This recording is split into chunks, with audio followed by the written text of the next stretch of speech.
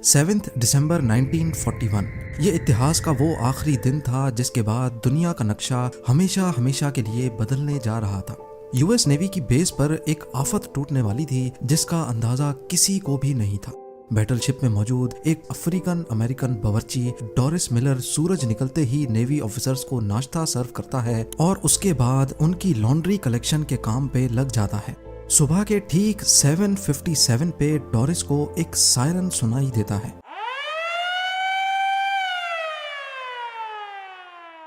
वो सायरन जो शायद कोई भी सेलर अपनी सर्विस में सुनना ही नहीं चाहता।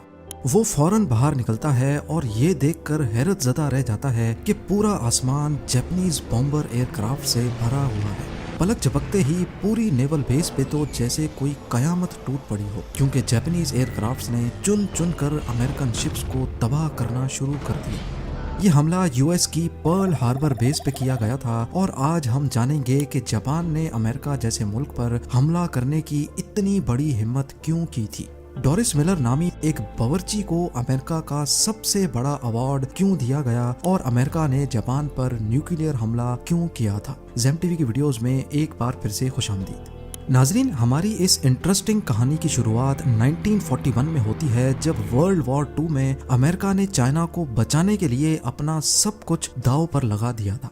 जी हाँ, वही चाइना जिसके खिलाफ आज 2023 में अमेरिका खुलकर बात करता है।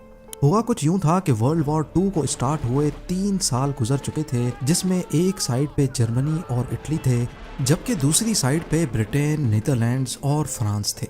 इस जंग में अमेरिका का कोई पार्ट नहीं था। अमेरिका पूरी तरह से न्यूट्रल था, क्योंकि वर्ल्ड वॉर 1 में हुए नुकसानात की वजह से अमेरिका खुद को यूरोप और एशिया में होने वाली जंग से बिल्कुल अलग रखना चाहता था।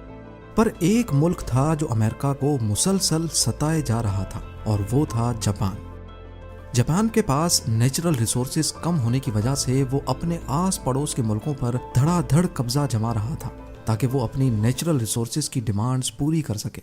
कोरिया, ताइवान और चाइना के बड़े इलाकों पर जापान कब्जा कर चुका था। पैसिफिक ओशन में ही जापान के करीब फिलीपींस, मलेशिया और इंडोनेशिया पर भी इसकी नजर थी। पर मसला ये था कि मलेशिया ब्रिटिश कॉलोनी थी, इंडोनेशिया नीदरलैंड्स की और फिलीपीन न्यूट्रल रहने वाले अमेरिका की कॉलोनी थी। इन कंट्रीज को जापान का दूसरे मुल्कों पर कब्जा करना बिल्कुल भी ठीक नहीं लग रहा था, क्योंकि जापान के पीछे असल में हिटलर का हाथ था और हिटलर ब्रिटेन और अमेरिका का दुश्मन था। जापान की ये हरकतें देखकर जुलाई 1941 में अमेरिका ने जापान को ऑयल देना बंद कर दिया। जापान के पास खुद का ऑयल नहीं था, बल्कि उसकी डिमांड का 80% ऑयल वो अमेरिका से ही इम्पोर्ट करता था। अमेरिका ने उसके सामने ये कंडीशन रखी कि पहले उसको चाइना में अपना कब्जा छोड़ना पड़ेगा, फिर जाकर उसको ऑयल दिया जाएगा। जापान के लिए ये एक बहुत ही मुश्किल फैसला था। एक तरफ अगर वो चाइना से अपना कब्जा छोड़ देता तो पूरी दुनिया समझती कि इसने हिटलर की सपोर्ट के बावजूद अमेरिका के सामने अपने घुटने टेक दिए हैं। दूसरी तरफ ऑयल था जिसके बगैर जापान का होल्ड वैसे ही कमजोर पड़ जाना था।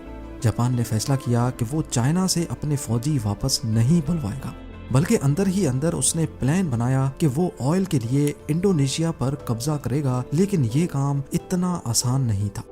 जैसा कि हम पहले भी जान चुके हैं कि इंडोनेशिया उस वक्त नीदरलैंड्स की कॉलोनी थी, और वहां तक पहुंचने के लिए जरूरी था कि पहले फिलीपींस पर कब्जा किया जाए, जो कि अमेरिका की कॉलोनी थी। जापान को अच्छी तरह मालूम था कि अगर उसने फिलीपींस पर हमला किया तो उसकी जवाबी कार्रवाई पैसिफिक ओशन में ही मौजूद American naval base Pearl Harbor से की जाएगी। लेकिन क्योंकि जापान के पास अब ऑयल रिजर्व्स तेजी से खत्म होते जा रहे थे और उनके पास हमला करने के सिवा और कोई ऑप्शन नहीं बचा था, फिलीपींस पर नहीं बल्कि पर्ल हार्बर पर। जी हाँ, जापानीज मिलिट्री लीडर ने फैसला किया कि वो अमेरिका की पर्ल हार्बर बेस पे एक सरप्राइज अटैक करके पूरी बेस को ही उड़ा डालेंगे, ताकि उसके बाद जापान आसानी से फिलीपींस पे कब्जा कर सके। जापान अब चुपके से पर्ल हार्बर पर अटैक करने की तैयारी में लग चुका था। उसने अपनी फ्लीट तैयार करना शुरू कर दी, जिसमें 2 बैटलशिप्स, 39 सबमरीन्स, 30 डिस्ट्रॉयर्स और हैरत अंगेज तौर पे 414 बॉम्बर एयरक्राफ्ट थे। इन एयरक्राफ्ट्स को 6 एयरक्राफ्ट कैरियर्स के जरिए पर्ल हार्बर की तरफ रवाना किया गया। दूसरी तरफ अगर पर्ल हार्बर पर खड़ी अमेरिकन फोर्स का अंदाजा लगाया जाए तो इसमें 8 बैटलशिप्स, 59 एंटी एयरक्राफ्ट शिप्स, 4 सबमरीन्स और 390 एयरक्राफ्ट थे। देखा जाए तो अमेरिका के पास जापान का हमला नाकाम बनाने के लिए काफी फोर्स मौजूद थी, लेकिन इसके लिए जरूरी था कि इनको पहले से इस हमले की इंफॉर्मेशन मिल जाए। पर जापान ये अटैक हर तरह से सीक्रेट रखना चाहता था, इसीलिए जापानीज कमांडर ने फैसला किया कि हमले से पहले वो किसी किस्म की भी वायरलेस कम्युनिकेशन से दूर रहेंगे। जापान से निकलने वाली फोर्स करीब 8000 किलोमीटर का फासला तय करके अब पर्ल हार्बर से सिर्फ 370 किलोमीटर दूर थी, और यही वो पॉइंट था जहां से एयरक्राफ्ट्स को हमला करने के लिए टेक ऑफ करवाया गया। ये वर्ल्ड वॉर 2 का सबसे बड़ा हमला होने वाला था, जिसमें अमेरिका अभी तक शामिल ही नहीं था।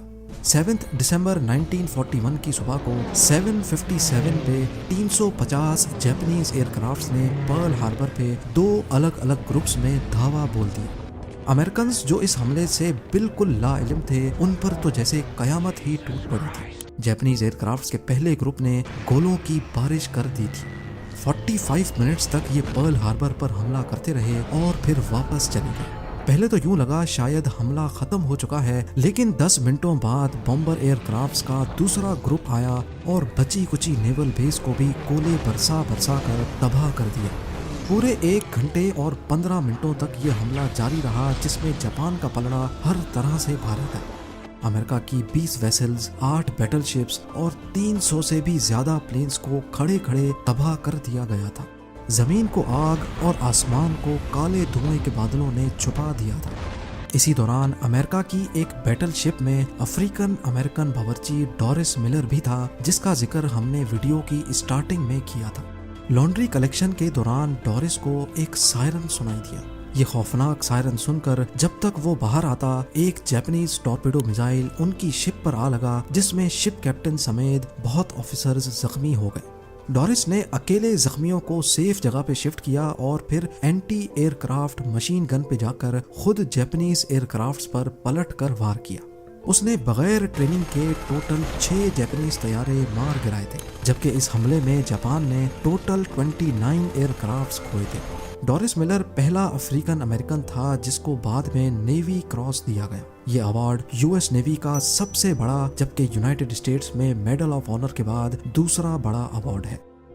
1 घंटे 15 मिनट हमला आवर होने के बाद जापानीज एयरक्राफ्ट तो वापस चले गए, लेकिन वो अब अमेरिका को भी वर्ल्ड वॉर 2 में धकेल चुके थे। वही अमेरिका जो इस हमले से पहले वर्ल्ड वॉर 2 में शामिल ही नहीं था। अमेरिका ने पर्ल हार्बर पर हमले के अगले ही दिन जापान को सबक सिखाने का फैसला कर दिया और उनके खिलाफ खुली जंग का ऐलान भी कर दिया। अगले 3 महीनों तक अमेरिका अपनी नेवल बेस को वापस रीस्टोर करने में लगा रहा। खुशकिस्मती से कई शिप्स शैलो वाटर में डूबी थीं जो रिपेयर के काबिल भी थीं। 4 महीनों के बाद अमेरिका ने जापान पर वैसे ही हमला किया जैसे उन्होंने पर्ल हार्बर पे किया था। जी हाँ, अप्रैल 1942 में अमेरिका ने जापान के कैपिटल टोक्यो पर बमों की बरसात कर दी। ये अमेरिका का वर्ल्ड वॉर 2 में किया जाने वाला पहला हमला तो था, लेकिन इसके बाद अमेरिका ने बस नहीं की। अगले 4 सालों तक जापान और अमेरिका की शदीद लड़ाई चलती रही, जिसमें अब अमेरिका का पलड़ा भारी था। जापान इस जंग में बहुत कमजोर हो चुका था, लेकिन वो किसी सूरत हार नहीं मान रहा था, अमेरिकन के सामने सरेंडर नहीं कर रहा था।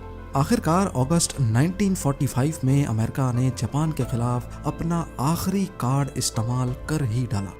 6 अगस्त 1945 को सुबह के 8 बजे जापान के हिरोशिमा शहर के ऊपर एक Boeing B-29 super fortress aircraft देखा गया। इस जहाज ने 4400 केजी वजनी लिटिल बॉय नामी बॉम्ब हिरोशिमा के ऊपर गिरा डाला। एग्जैक्टली 43 सेकंड्स के बाद एक जोरदार धमाका हुआ और सब कुछ वाइट हो गया।